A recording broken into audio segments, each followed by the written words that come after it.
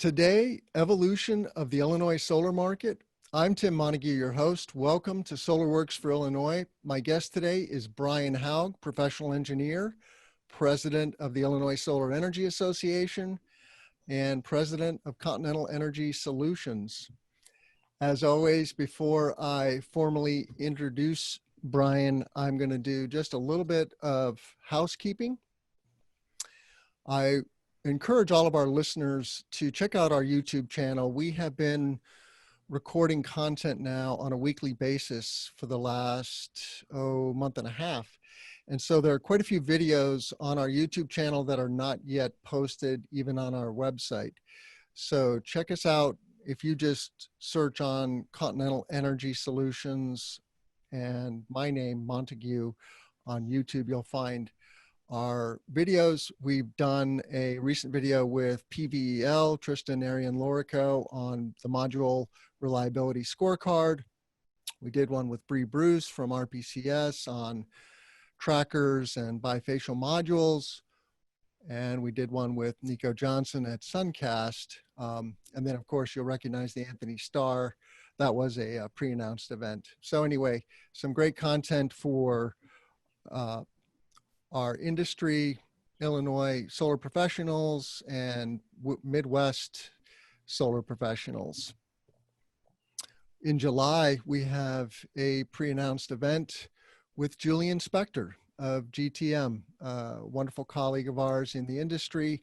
We're going to be breaking down the 2035 report, Accelerating Our Clean Energy Future. If you haven't seen this report, you want to check it out. If you just Google the 2035 report, it actually has its own website, which is quite robust. And it's demonstrating that we can make the energy transition by 2035 using wind, solar, and storage. So it's a really good thing. Today, it's my great pleasure to do another podcast here with Brian Haug, who is a professional engineer and the president of Continental Energy Solutions. Brian is a long-term board member of ICEA, the Illinois Solar Energy Association. He's served as president of the board of ICEA since 2017. And he's been with Continental for 25 years. We're now two Continental companies, Continental Energy Solutions and Continental Electrical. Brian holds a bachelor's degree in electrical engineering from the University of Missouri at Rolla and a master's degree in business administration from University of Chicago. So he has been instrumental in growing the solar industry and shepherding us into this new era, which I'm excited to chase down with Brian. Welcome to SolarWorks for Illinois, Brian. Great. Thanks, Tim. Thanks for having me on again. It's nice to be back. So, you know, when you and I met in the fall of 2016, and FEJA was just about to get signed into law, I realized that Continental was the company I wanted to work for because you guys were so far along. And so tell us a little bit about how you got interested in solar and how you sold that to the owners of Continental. Sure. Well, back in, Continental did our first two solar installations, and they were for customers of ours, both for, one was for Schneider Electric and one was for PepsiCo, and those were both back in 2009. And at the time, I really wasn't involved in solar at all. Just to kind of give you an idea of how the solar has progressed in Illinois, those were our first two jobs. Our next job wasn't until 2011. So it was a 2-year gap between our first two jobs and then our next one. But when 2011 rolled around and we had an opportunity to do some solar projects for the two IKEAs in Chicago, Illinois, the surrounding area, the energy space started to become a very interesting space. There was a lot of energy efficiency work going on, and Continental felt like we needed to be in this space, and I kind of took it on and started with energy efficiency because solar wasn't really, mainstream yet. So jumped in with energy efficiency and started doing a lot of lighting retrofits, and we did over 350 electric vehicle car chargers as the invent of the the rise of the electric vehicle started. So that was the kind of the impetus to get the Continental Energy Solutions going back roughly in 2011. And since then, it's been a bit of a solar coaster in the state, as we're going to talk about. But that was the beginning of Continental Energy Solutions. Yeah, it seems to me, and it's all a little murky because it is so long ago now, but it seems to me like when Continental built the 2 IKEA stores, that was a real quantum leap for the company and for the group. Yeah. And it must have been frustrating though, because I was just, I was aware that we had an RPS since 2008. Illinois has a 25% RPS by 2025, which, really launched the wind industry in Illinois. I think we have a gigawatt plus of wind in Illinois now. And I saw that all coming into Illinois when I moved to Central Illinois from Chicago in 2008, and then watched all these wind farms sprout up between here and Chicago. Mm-hmm. But the solar recs have been a little spotty. And what I would just hear is that they would get used up as soon as they were released. Talk about that and how you stayed the course, because it must have taken a lot of patience. It did. And like you said, the program was very spotty.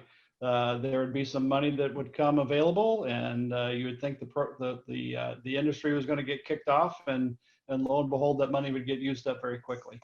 And my predecessors with the Illinois Solar Energy Association, they laid the ground for ISCA has been around for 40 years. And they're the ones that have, like I said, my predecessors, they're the ones that have really stayed the course and laid the ground for all of us to be benefiting right now. So kudos to everybody that was involved with that, and many of them still are. But we had to find our way. Like I said, we were doing a lot of energy efficiency and lighting retrofits and variable speed drives. Participating in the ComEd energy efficiency program. So we were still trying to, for many years, trying to find our way. And you mentioned the Future Energy Jobs Act. I mean, that didn't just pop up. That took nearly 3 years to come to fruition.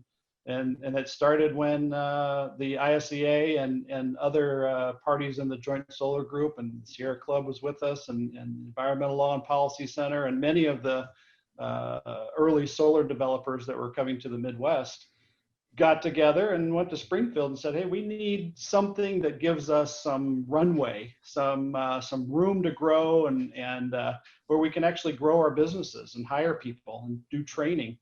And it took almost 3 years. At that time, we had a legislation that we wanted to push through, policies that we wanted to push through. Exelon had their own policies, and ComEd had their policies. And the legislators in Springfield heard us all, and quite frankly, probably got tired of seeing us all, and said, hey, you guys go back home, figure it out yourself, and come back to us when you have a solution that the 3 of you can agree upon. And it took almost 3 years. And that was the birth of the Future Energy Jobs Act, which was, came into fruition in 2016, and then really came into its stride in 2017. But we were right there the whole time. The Continental was helping push the language and work with all of the players that I just mentioned and more, and get it passed. So it was tough. Yeah, I want to talk a little more about FEJA, and it of course has been transformative for anybody who knows anything about the Illinois solar market. It's It's why we now have hundreds of megawatts of solar being installed, and ultimately perhaps as many as 2,800 megawatts under this current permutation of FEJA, which will very likely be augmented in the coming months and years with additional legislation. Hopefully months. Yes, hopefully this year. We keep crossing our fingers. But let's harken back a little bit and give some more kudos to ICEA. I met Mark Berger, I think in 2008. I actually hosted an ICEA meeting at the Peggy Notebart Nature Museum, where I was the director of corporate relations, and the Notebart has a solar array on that facility, which is right at Fullerton and the Lakeshore in Chicago. And so they were an early adopter, and I had grown up doing solar thermal and knowing about PV, but PV was not on the scene. So I did, kind of dip my toe in the water, and, Solar Service was a prominent solar installer. Brandon, what is Brandon's last name? It's not Weiss, is it? No. Anyway, and so Mark Berger was shepherding the ICEA in the early days for many years, and we're grateful to Mark. I don't know if he's live on the show today, but want to thank you, Mark, for all your work. And Brandon Levitt, Tim. Brandon Levitt, that's right. Yeah. Got to know Brandon a little bit. I refer to Brandon as the godfather of solar in Chicago. Indeed. And then ICEA has, as the industry has evolved and matured, ICEA has grown with it, and we now have some very professional leadership. Not that Mark Berger wasn't a professional, but no. But every stage has its place, or time and place. But anyway, now we're under Leslie McCain's tutelage, and she's been doing a wonderful job for the last 7 years. How many years has Leslie been with? 7, 8, 9, something like that. Yeah. So tell us more about how you saw the industry growing and some of the early projects. We've talked about IKEA, Schaumburg, and Bolingbrook. Those happened in 2012 or 2011 and 2012. Continental installed a solar array and a battery, I think in 2013, right? We installed, one of the things that we wanted to prove to ourselves after we finished with the IKEAs was that, we continued to venture out and see what was in the market and what was going to be, which route we were going to take. We were going to take solar residential. We were going to take solar in the commercial. Was it going to be in the utility space? And what was all this about battery storage? So, like you mentioned, in 2013 and 14, actually, we installed our own solar array on our roof in Oak Brook and put in a battery just to see what we could do with the battery. And the reality of it is we can do a lot with the battery. This all came about because we were working with on a couple projects in the year before 2013 with the Illinois Institute of Technology. And at the time, there was a company down there in the early company program trying to get their feet going, get their feet on the ground, and toying with battery storage. And that was a company called Intelligent Generation. And we did 2 solar projects down there and a battery storage, and that's what prompted us to get more involved in storage.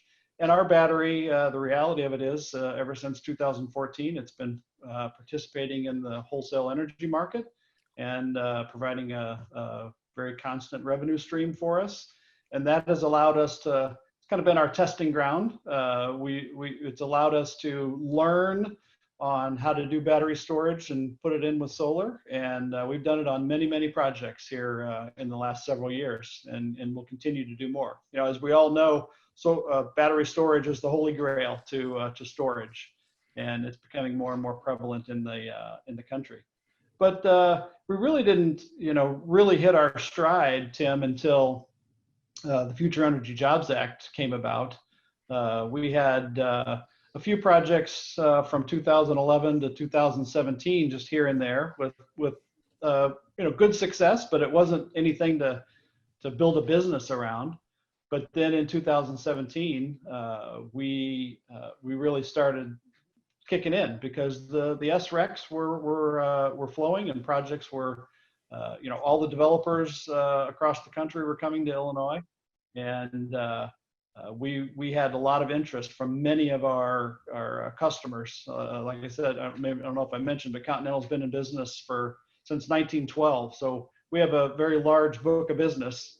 And as the popularity of solar has grown from the East and the West and merged into the Midwest, many of the Fortune 500 companies that we work for have been very interested in solar, and we've done a lot of those projects, and now it's continuing to grow.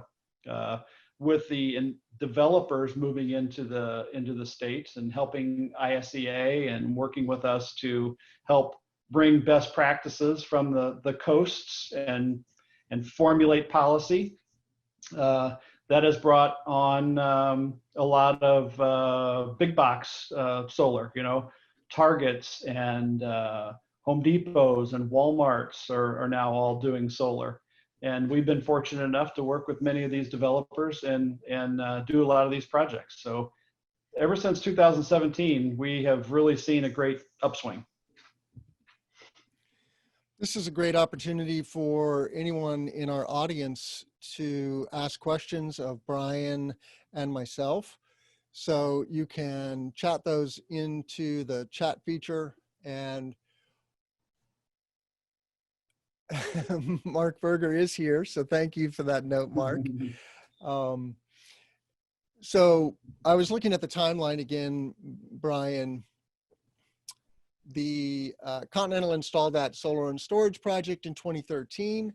We installed a 1.4 megawatt project at Grays Lake High School, roof and ground mount. That's, for a long time, that was the largest ground mount that Continental was involved in. Mm-hmm. And that was indicative of the ESCOs getting into solar, and then of course you mentioned the advent of FEJA and a wave of developers moving into the state, both on the residential and commercial side. And so it is a bit of a feeding frenzy, especially still on the residential side. On the commercial side, the dust is settling a little bit on blocks 1 through 4. So we have what's called an adjustable block program. The REC values decline slightly, 4% from block to block. They've now closed blocks 1 through 4, and we're all waiting with bated breath on when will block 5 open. We always encourage any facility owner who is interested in cleaning their grid energy and cleaning the air in Illinois, creating green jobs, and satisfying their customers and constituents that they're making a difference for the planet and the human race. Don't wait. You will only reduce your likelihood of getting these incentives, which are very generous. The SRECs and the Smart Inverter incentive are 30 to 40% of a project's value, which gives us a payback period of 3 to 6 years typically, which is fantastic. I mean, I've looked at some projects in California and the payback period is 10 years, even though they have much higher energy prices, which does increase the value of solar. They don't have the incentives that we have. So Illinois is a top 5 solar market, and that has really put us on the map, and it's very heady days. And as we speak, there are 111 community solar projects that are going in the ground this year, and some will bleed over into next year.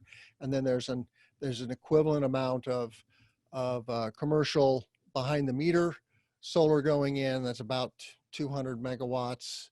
So there are literally hundreds and hundreds now of large and medium-sized commercial and small utility scale solar projects. And there is also a utility scale market. We won't dwell too much on that, but I know of at least four, 100 megawatt plus projects that are under development. I don't know if any of them are under construction, but so as far as that timeline goes, though, North Central College and Apt Electronics were also big moves that happened really prior to FEJA. Those were both awarded RECs under the old program, right? Yeah, they both were, and both have been very successful projects. And both of those projects that you mentioned have battery storage as well that are participating in the markets, just like the battery in our building. We're trying to make sure that all the hard work that everybody has done over the last several years doesn't go to waste, and continue with the growth and the interest that we have that there is in Illinois right now. And Mark Berger indicated that Leslie McCain may have been with ICEA for over 10 years now. So my apologies, Leslie. We need to get our facts straight here. Leslie is on. So you could send us a chat, Leslie, if you want. Well, I will say that Leslie's been a rock star. She has been very good for the industry and has really kept the teams together and focused. If it weren't for her, we certainly wouldn't be where we are. So, and certainly all of her predecessors. So kudos to her. She's been able to put good boards together. There was one question, which I think I pretty much answered, about utility scale. Yes, the answer is yes. Utility scale solar is happening in Illinois. You don't see it yet, but those projects, if you look around on the IPA website, you will find their REC awards, and then you'll see news stories about those. There's a couple of developers, one called Ranger Power and one called Invenergy. And one called Baywa, that all have 100+ megawatt projects happening around the state. And the reality of it is, we've even had several projects, even though Block 4 is full, we've had several projects that we have submitted for SREC contracts and got in the queue. And as projects that were previously awarded SRECs, some of them are fallen by the wayside. They're not being developed. And what happens is, when those projects don't get developed, their SRECs go back into the queue. And it's a first come, first serve, like you mentioned. And we've had several projects that have been awarded SREC contracts under Block 4 because other projects have dropped out of the queue. And we even had one that was 2 megawatts, a full 2 megawatts. So it's continuing, and we'll still see that. There are many community solar projects that are coming online, but there are several that aren't going to proceed. So those are big chunks of RECs that are going to be added back into the queue under Block 4. Eric asks, will SREC payments be retroactive, meaning that any production in 2019 could be counted and paid out if Block 5 doesn't open until 2020? I think what we're saying, our understanding, Eric, is that yes, if you energize and register your project with, say, PJM GATS and start officially tallying RECs, then you have a vehicle to monetize those RECs when the time comes. Now, there's no guarantee of that, I guess. The IPA is evaluating the program. They have not said what the declination is going to be, for example, from Block 4 to Block 5. They may do some other adjustment.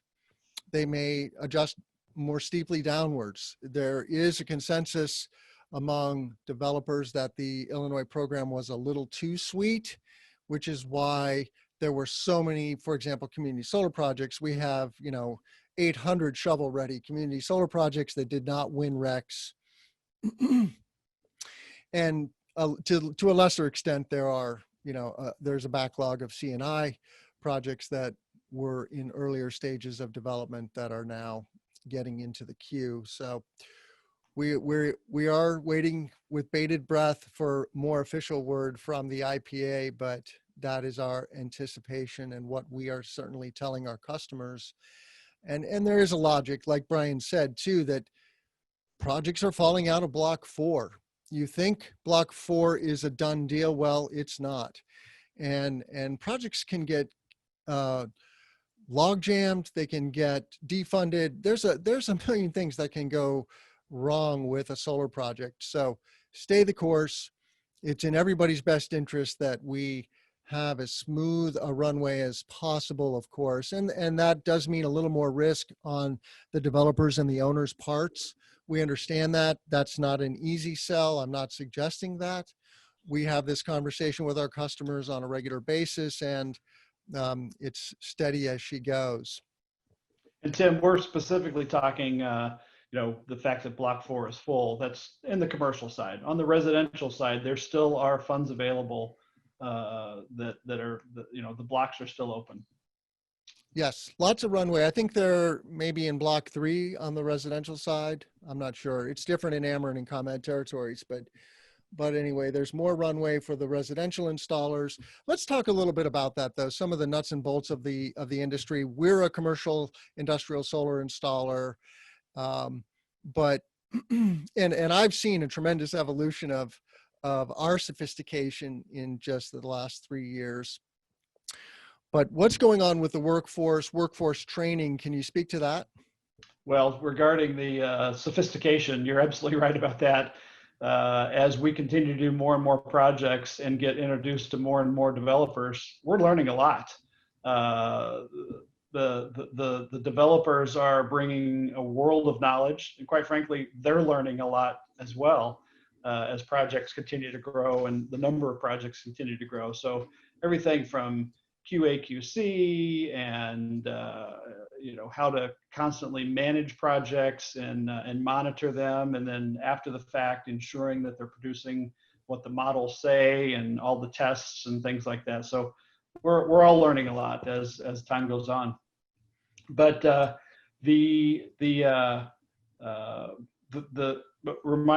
what was your question exactly? Question is, how has the workforce evolved as the industry grows? Yes, the workforce. So there was, part of FEJA had a significant amount of money to go towards workforce development, and many of the community colleges and the union programs and other programs put together training out there, and there has been a lot of it going on.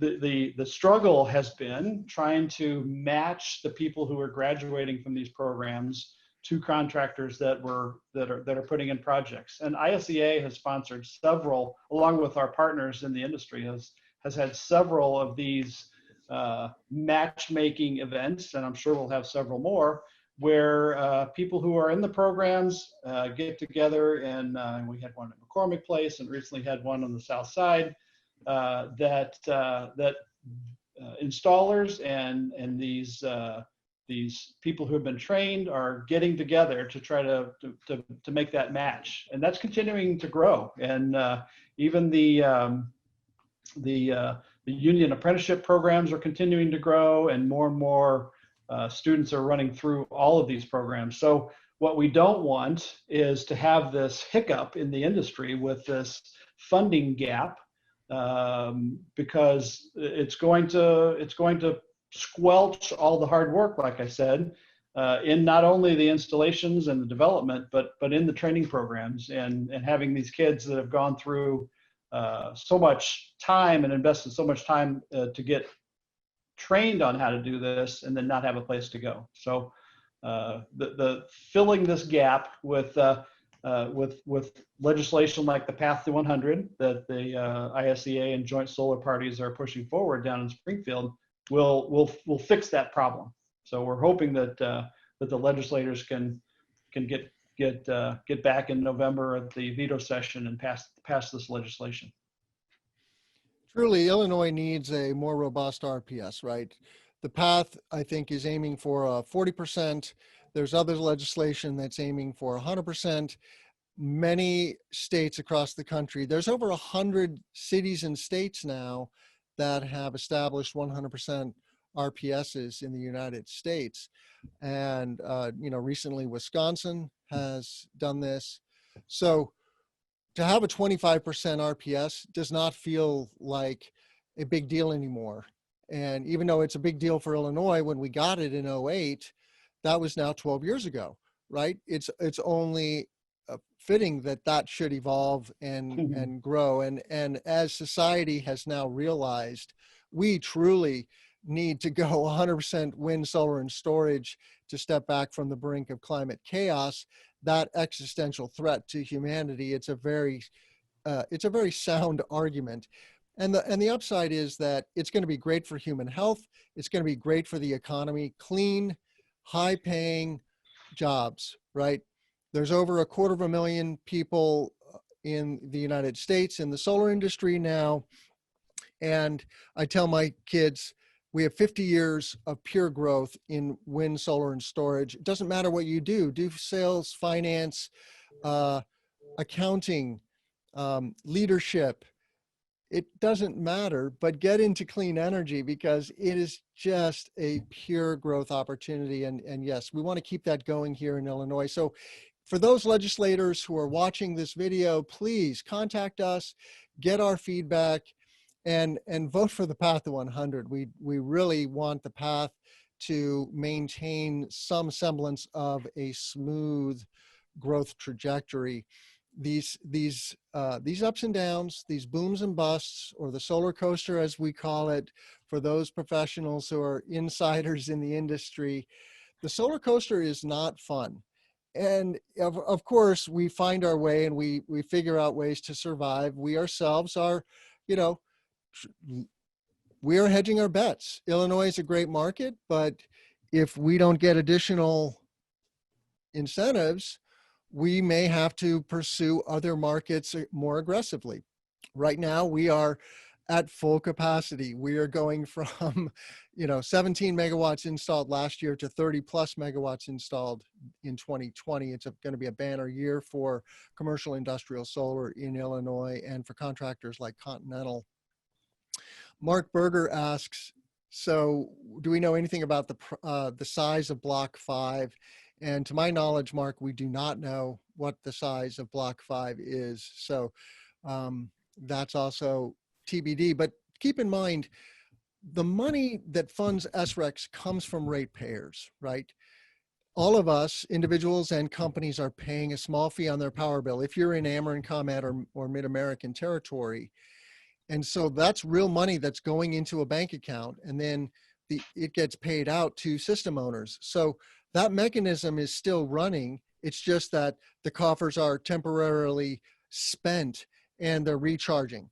And it's almost like a battery, right? So that recharging is taking place, and it's $200 million a year. So it's a non-trivial amount of resources that are going into the industry. The real question is it going to get us to 25% by 2025? And Anthony Starr said on this show, a month or month and a half ago, that no, we're probably not going to get there under the current funding mechanism. And so that just gives us a greater sense of urgency that we need to increase funding. While solar is mature technology, it still has to compete with other resources on the grid, and we have very cheap, dirty grid power in the Midwest. And so that is a barrier to entry, and it's worth it, right? If for Illinoisans to pay 1% of what they pay for power to subsidize clean energy, it's so worth it, right? And Tim, I think Anthony Starr recently said that that we're going to be about 8% by the end of the year. And so while it is great to have a more robust RPS, we still haven't even reached 25 by 2025. We're not going to get there for sure. And maybe he even said 8% by 2025 is where we're going to be. But Yep. having a more robust RPS is great. But if we don't have the funding to to even meet the RPS that's been legislated right now. Yeah, let's explain that a little bit, because it isn't enough to have a good RPS. You have to then have a mechanism for fulfilling that, right? We've had an RPS since 2008 for 12 years. And then it was clear that we were not installing enough solar to meet that RPS. Luckily, we got FEJA, thanks to all of the hard work of our colleagues at ICEA and in the environmental community. I mean, that was a coup, but it took 3 years. And now we need we need a FEJA Part 2, and maybe a FEJA Part 3, right? These things take time, and but it's so worth it. It's so worth it. I mean, the statistics from air pollution are horrifying. Millions of people a year are dying from air pollution caused by the burning of fossil fuels. Totally avoidable. And you see major utilities retiring their coal and gas facilities and replacing them with wind, solar, and storage because of the economics. And that day will come where across the United States, we won't need incentives. But truly, for the utility scale work now, that you don't need incentives. The utility in Northern Indiana, NIPSCO, is doing this. Alliant up in Wisconsin is doing this. Xcel Energy in Minnesota is doing this. They are converting their entire fleets to wind, solar, and storage. So we now have gravity on our side. The cost of solar has come down 90% in the last 10 years, and that really is giving us some momentum. I'm just looking at the chat here. Mark comments that we need at least 1 gigawatt per year to meet the RPS goals, which is on the order of $1 billion per year. So that resonates. Maybe a 5-fold increase in funding. And so I'm not suggesting that this is an easy fix or augmentation of our clean energy legislation in Illinois and funding mechanism. This is serious business, but it's totally worth doing. And Tim, you kind of hit on it too, and it's great for our legislators to continually hear this. But this industry doesn't just employ solar installers. You know, you think that, oh, you're hiring electricians or solar installers. It employs so many other people. There are developers, and there are sales people. There are architects and engineers who are fully vetted in this on the electrical side, engineering firms on the civil side that we're working with, and many others are working with. There's surveyors, land surveyors that are taking place. There's people who are underwriting this. So there's accountants and financial individuals who are all involved in this industry. And it really has significant impact on the number of jobs in Illinois. And with the funding gap, it's really going to make an unfortunate. It's going to be very unfortunate if we're not fortunate enough to get additional funding. So and what's happening, or what is going to happen, is these developers, and some of them have already started doing it. The developers are starting to look in other markets. They're starting to look in Ohio and Indiana and some of the other markets that have a longer foreseeable runway. So it's the time is now, that's for sure.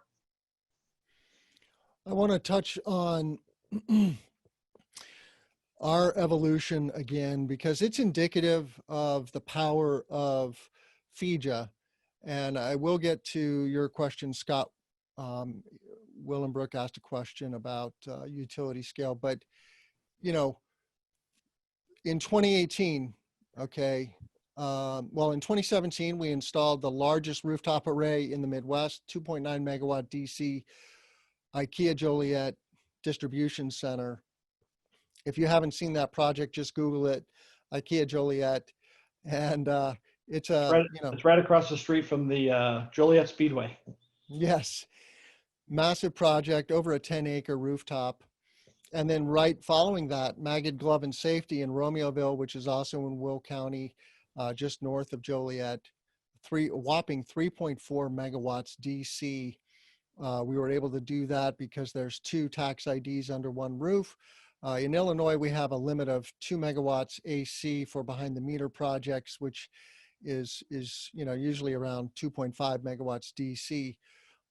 So now that is the largest rooftop array in the Midwest to our knowledge.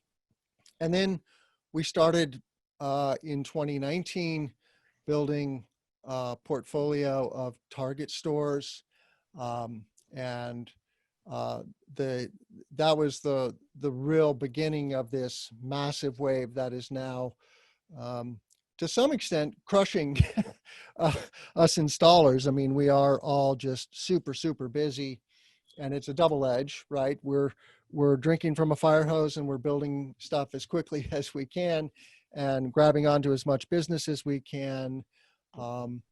But it's not without its challenges. You want to talk about that, Brian? It is comes with its challenges. That is for sure. The finding the right manpower at the right time in the right place is sometimes difficult. The labor unions and many of the other labor supply chain has stepped up to the plate. There's many firms that are out there too that you can go to that will help you do hiring to get manpower for your projects. But it does come with its challenges, and the reality of it is the larger scale projects, these community solar projects, they're out further in the suburban areas that are less populated. So not only you need to go out and further out to find 10 acres of land to do a 2 megawatt community solar project, but a lot of the electricians have to travel to get out there. So if you get several of those going in one particular area, it could really stress the labor forces in these areas. But it's not something that Illinois can't overcome, and we are. We just have to have the certainty that we're going to be able to continue to hire and keep these people employed. But to your point, Tim, the big boxes have really spurred on growth, and they get a lot of recognition as well, and that is bringing other people into the game. If Target or Walmart or Home Depot, they have their competitors.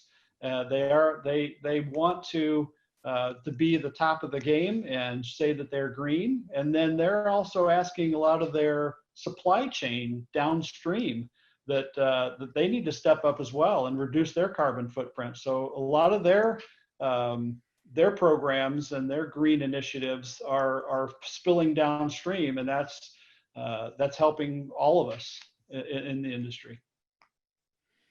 Yeah, there's a snowball effect, and I wanted to revisit the labor force matter. And please, folks, get your questions in. We are going to have a hard stop at 5 to the hour, so we just have 6 minutes left. We both have other commitments, so we're grateful for all of our listeners, and of course, you can reach out to me and Brian by email, etc. On LinkedIn. A starting electrician, Brian, what does a trainee electrician make? So on the union side, a trainee, if they're just a helper with really very few benefits, they're making $18 to $20 an hour.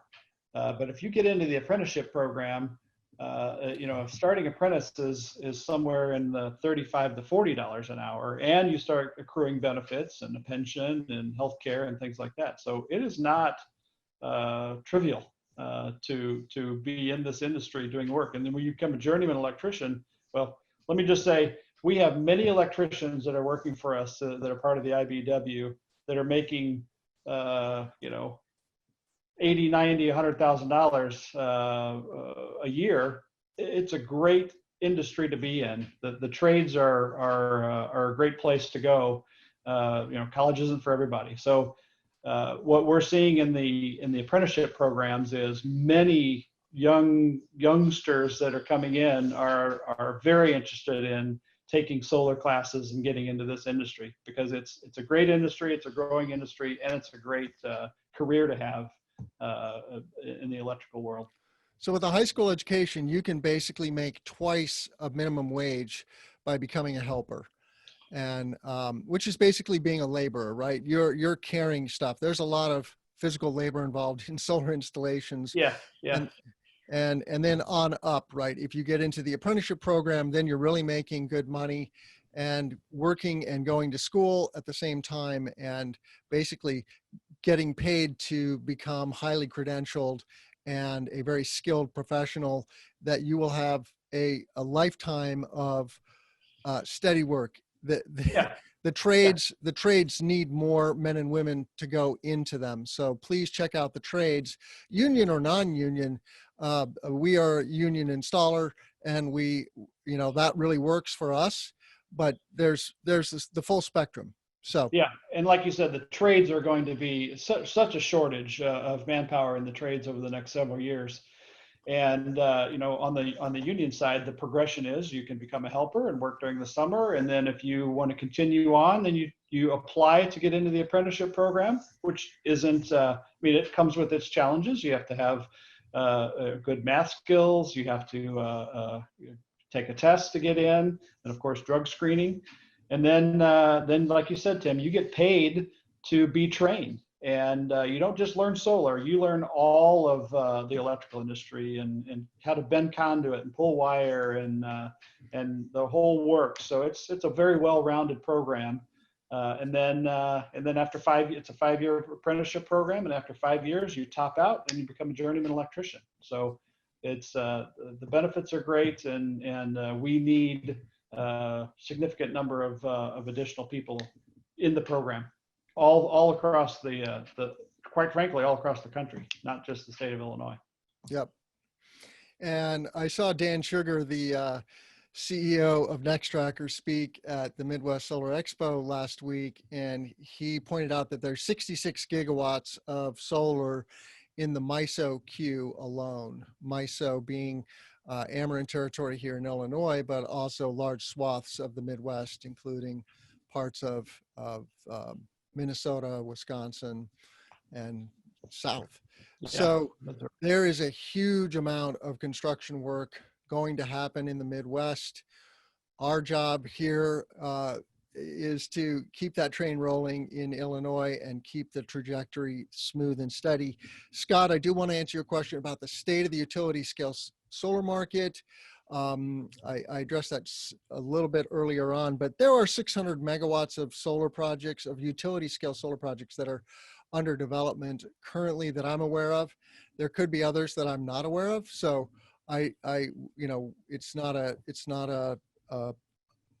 it's a fraction of the time that I spend looking at utility scale projects. I have a 200 megawatt project in my backyard here in Champaign County. There's another 200 megawatt project in Christian County, which is south of Decatur. And then Ranger Power has two 100 megawatt projects, one in Southern Illinois, one in Northern Illinois. So they're around. So Brian, parting thoughts on the future of the solar industry, including ICEA and legislation. What do you want to leave our listeners with? Nothing but positive thoughts. This is an industry that's going to be around in Illinois for many, many years. This is just a small little bump in the RPS and the funding path of FEJA. We'll get through it. We're going to continue to focus and grow.